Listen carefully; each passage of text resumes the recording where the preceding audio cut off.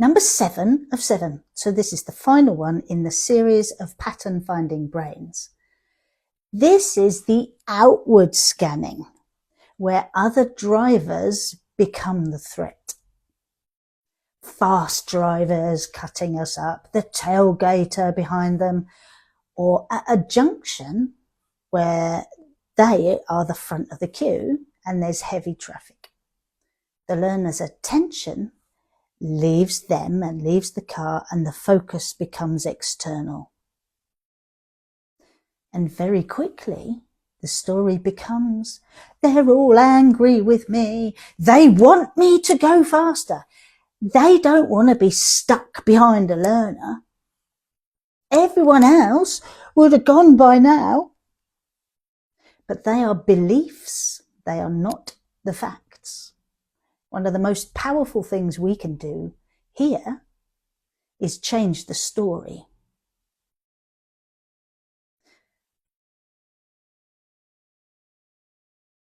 Changing the story, reframing it. How many other drivers can you remember from that drive or from today's lesson? In fact, I'll ask you guys at home. How many other drivers do you remember from when you drove today or when you drove yesterday? Any kind of recent drive. And almost always the answer is, I remember just that one that was driving too close. Or that one that cut me out, came out of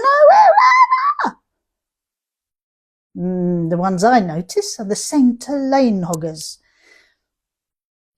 Or that one that made gestures at us when he overtook.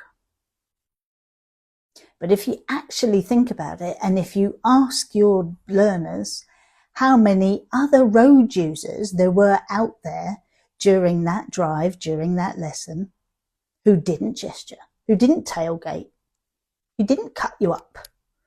All the other, probably hundreds of road users that just paled into insignificance. We don't count those ones because the brain has filtered out everyone else. Everyone else just behaved within the normal boundaries. No threat. These are the situations where we need to put a different slant on it. So it's called reframing. When other drivers become data, not danger, it can create that shift into a different way of thinking. My preference is to be at the side of the road for chats like these. It's up to you what you do.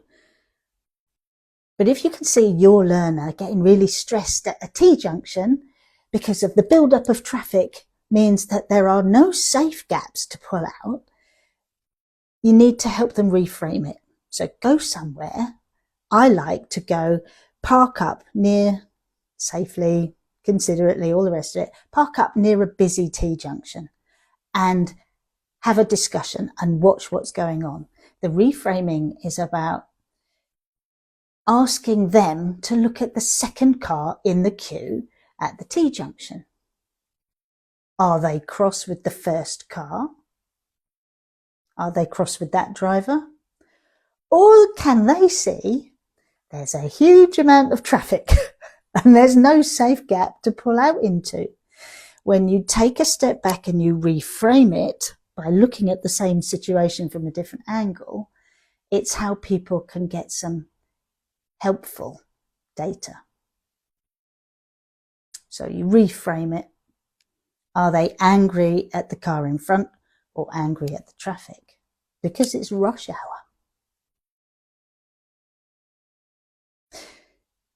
Are they cross when they're tailgating you? Or do they drive that close to everyone else? Are they impatient with learners? Are they just impatient with everybody? Are they late, distracted, exhausted?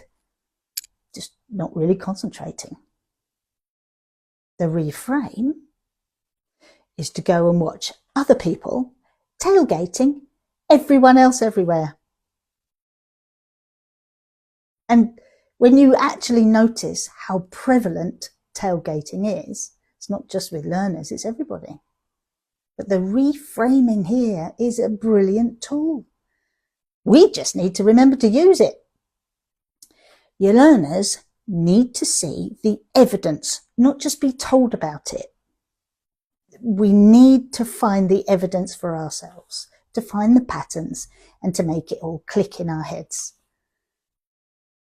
Once a learner or any driver realizes it might not be about them at all, it can really change things. Nobody notices anyone else or what they're doing unless we do something extreme. And once we've noticed that we're just one vehicle in a big stream of other vehicles, then the threat can drop. Calm decision making becomes possible when we change a threat into data. Thanks for watching. If you have any more ideas of things to do, I do have loads. I've got things in the toolbox. But this was the final one in the mini-series, Pattern Finding Brains. Thanks for watching. Follow me on YouTube and the socials. Thank you.